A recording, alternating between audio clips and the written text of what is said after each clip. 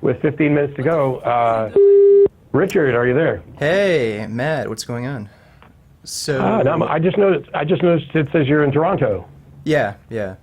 I'll be up in Toronto mid-April at the end of that tour, doing an event with Jordan Peterson. Okay, great. Maybe I can actually set something up through that organization you told me about, and we can actually have a debate in person.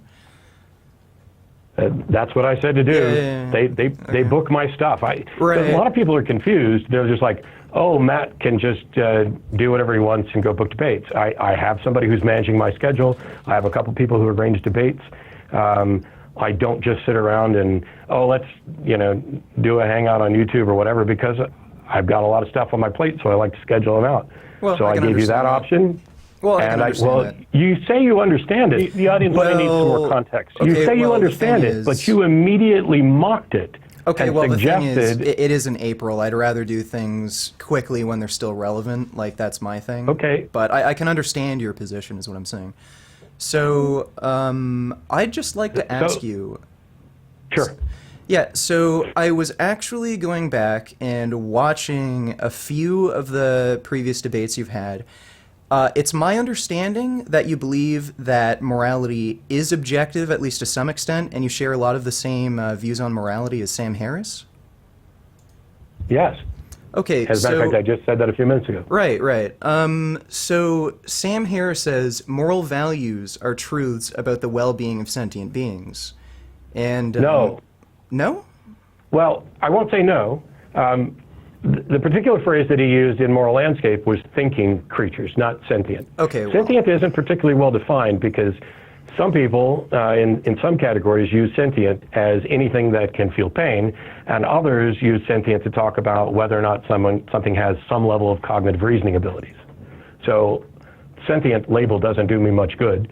Now, Sam at other times may have used the word sentient or not, but what Sam says or thinks about morality isn't in any way something I'm beholden to. Right. So why don't we, Sam and I, actually, when we were in New York last week, we talked about whether or not we were going to talk about morality and animal rights issues, and we decided that we didn't want to do it that night. We may do it at one of the other events, in part because I was supposed to do a video on what my views on the issue are, because everybody gets it wrong.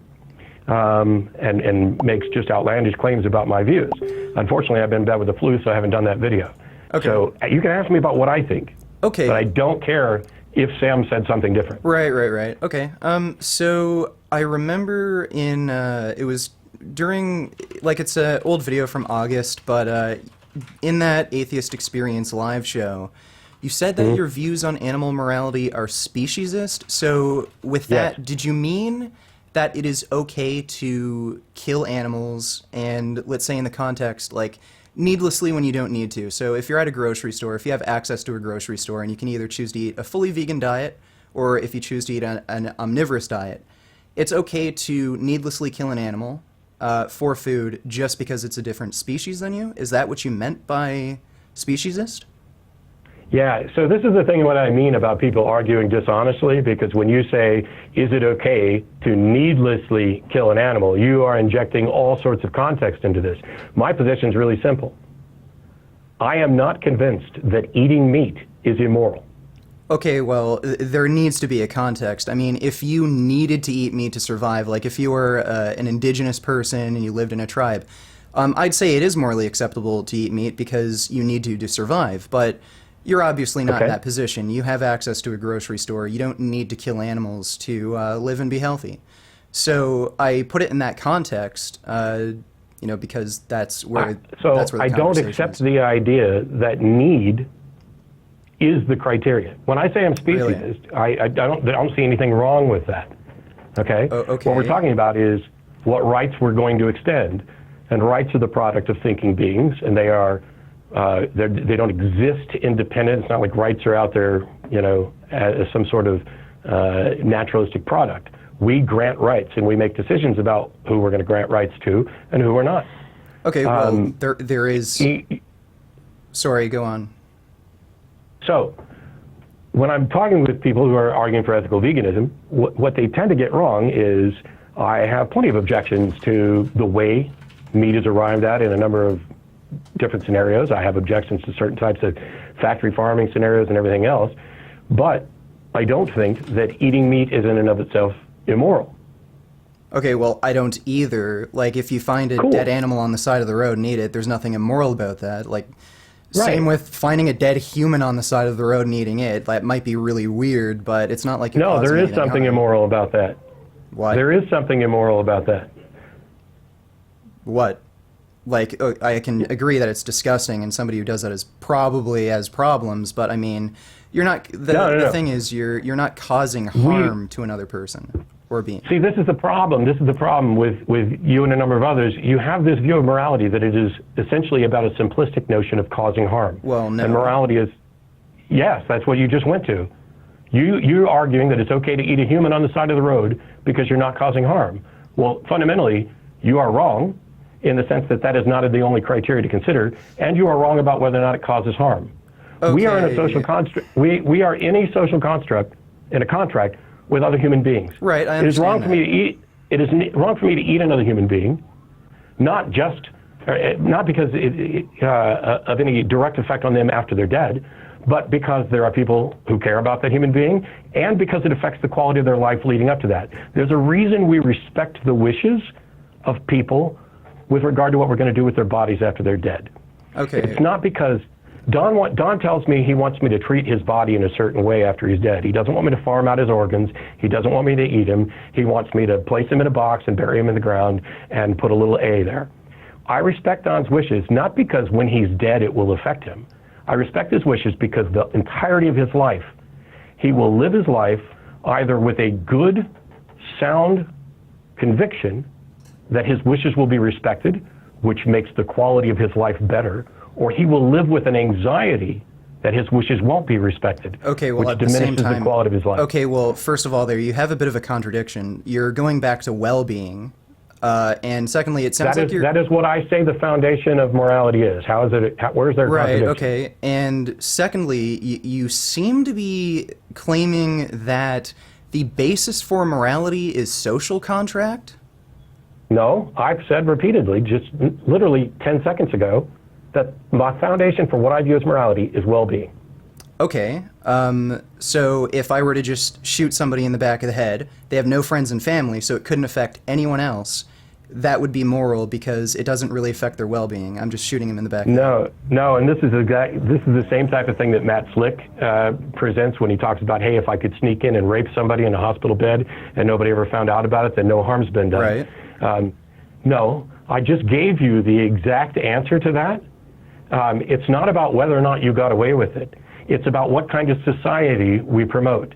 And if we live in a society where we know that somebody can just come along and rape you in a hospital bed or shoot you in the head as long as they're going to get away with it, that diminishes your quality of life leading up to that. Okay, well, you're going back to social contract. It is about ensuring our well-being now by talking about what types of rights and protections we are going to guarantee to ours. Okay, so you're basically claiming that it's okay to needlessly kill animals because they're not a part of our social contract and it doesn't affect us. No. See, this is what I talk about when you guys are so repeatedly dishonest. I'm not dishonest. Look, I'm trying to get to the bottom of your argument. You are, Richard, and I'm going to prove it to you and everybody else again right now because I already called you out for this same thing a few minutes ago. I at no point said that it was okay to needlessly kill animals. Okay, you so cannot Matt, shut up. You cannot take my position and respin it and paint it with your poisonous, fallacious framing. Okay, I have not said that, so don't say that I said it. Okay, well, I think the problem here is we're not actually understanding the definition of what I mean by needless. When I say needless, I mean you don't have to go to the grocery store and pay for an animal to be killed to live a long, happy, healthy life. The problem here is not that I don't understand what you mean by needless. The problem here is that you are assuming that I am making a case for something being morally permissible when I am saying that I have not been convinced that something should be morally impermissible. There are moral obligations and there are moral virtues. And I'm happy to acknowledge that someone who never kills an animal and lives their life that way may be more morally virtuous than me. Matter of fact, I'll say it now. I think they are. That is not the same as a demonstration that there is a moral obligation to not kill animals for food. Okay, well, moral obligation, that would require social context. So now you're back to talking about social contract, and if you're going to use social contract as an argument for why it's not a moral obligation to not needlessly kill animals, so go to the grocery store, buy meat, pay for an animal to be killed when you don't need to, then I could just say, well, social contract makes it okay for me to kill gay people in Saudi Arabia. Or, like, if we go back 200 or 300 years, then social contract allows me to own a slave. It's not a moral obligation. So do you think, well, goddamn, like Hitler didn't break any social contract when he was in power, like killing all those Jews. That wasn't he wasn't violating any moral obligations. Sorry? Are gays people? Do they have well-being? Okay, well, are animals thinking and sentient and feel and have a will to live? It depends. It depends. Well, it depends, but cows, chickens, pigs? So are they able to comprehend rights? Are they able to comprehend moral obligations and duties? Okay, the fact that something may not want to die is not relevant here. Just like when you talked a second ago, you immediately went to, oh, it's all about social construct, when I've explained to you several times that when I talk about morality, I'm talking about well-being. And when I talk about where I draw lines and why, it has to do with rights, the ability to understand rights, and the social contract we make and where we extend it to. I'm not saying, and you went to, oh, did Hitler do nothing wrong or slavery do nothing? No, those were wrong. They were objectively, morally wrong. The fact that people didn't realize it or care about it at the time is a problem, but that's something that was actually demonstrated, and that's why we changed. Okay. When you make the demonstration for your case, I will change. Okay. But you don't get to just sloppily run around reframing things to make it look like I'm saying let's kill animals willy-nilly. Matt, I'm not trying to sloppily reframe things. I'm trying to actually get to the bottom of your argument. I gave it to you. I am unconvinced that eating meat is immoral, and you agreed with me. Okay, so Matt, are you now saying that reciprocation of rights is required to give an animal a right to life? Reciprocation of rights is a part of being included in the category of who's going to be granted rights and why. Okay, well, animals do actually have rights. Like, if you actually, the rights have been updated recently. Well, yeah, I they agree. do. That's why there's actually punishments for actually torturing animals. I agree. The fact that you extend rights does not mean that you extend all rights, does it? Do they have a right to drive cars? No, it absolutely doesn't. Right. So, like, this is the issue I have with your position. It seems like you're arbitrarily making a distinction between species without taking into consideration It's not an arbitrary distinction. It is a recognition of differences in cognitive ability to understand, guarantee, and protect rights. It is about moral obligation because that only exists between thinking creatures. Okay, well, right, so it sounds... I don't have a moral obligation to a rock, do I? Well, no, it sounds like you're talking about reciprocation being necessary. Yes, I just said that a minute ago. Literally, we are at 6 o'clock, so get to the issue. Okay, so if reciprocation is the issue, then it would be, like, assuming our society was fine with, like, killing mentally retarded people, which actually... No, it's not about individual reciprocation. It is about categorical reciprocation. Matt, wait a second here. If we were to go back... Why should I wait for you to go down a rat hole that's not accurate? Listen, you're basing your moral outlook on two things. Social contract and reciprocation of rights. No, I'm not. I'm basing my moral outlook on well-being. I'm basing my moral position, well-being, period. Well-being, period. Okay, well, do you think it's in... I'm basing what rights are given based on the things that you just mentioned, including reciprocation, but not the individual ability for an individual to reciprocate, but the categorical potential for reciprocation within a group. Okay, well, Matt, if your moral, like, if the basis for morality is well-being, then you should be in favor of veganism because it's not within the best interest, like, of these animals It to doesn't. kill and eat them. So my basis for morality with well-being as the foundation is not about the well-being of any specific thing. It is about the well-being of us, of thinking creatures, of Okay. those that are ability to consider. So, like, if there's a chicken running around in the chickens, yard, cows, and pigs aren't thinking creatures? not in this sense, no. They have no cognitive ability to understand rights or object or anything else. They don't have a cognitive ability to understand rights, but they do have cognitive ability. Like, they do actually have problem-solving ability, for sure. And? Well, I don't understand. Like, you're moving the goalposts around here.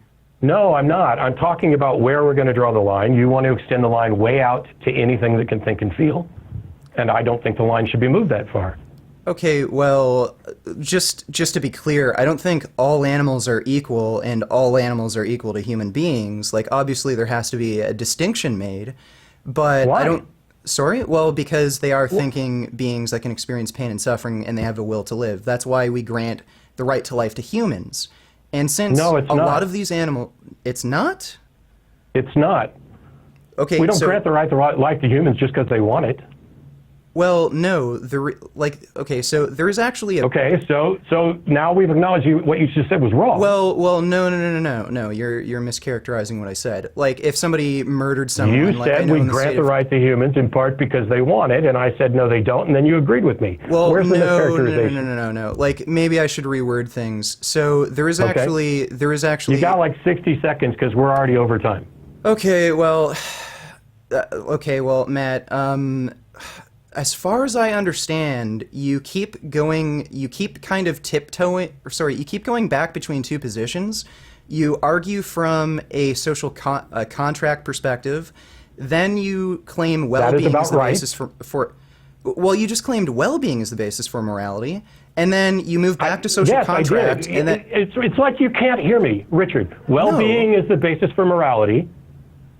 okay. And the other thing that we were talking about was rights and what we extend to rights. That's independent from morality. They are tied together in some aspects, but well-being is the basis for morality. I'm not going back and forth between two things. There are two things. There are what is moral, and there are what rights do we extend and to whom. Okay, so it is moral to not kill and eat animals. You'd agree on that aspect? Is it moral to not kill and eat animals? Sure.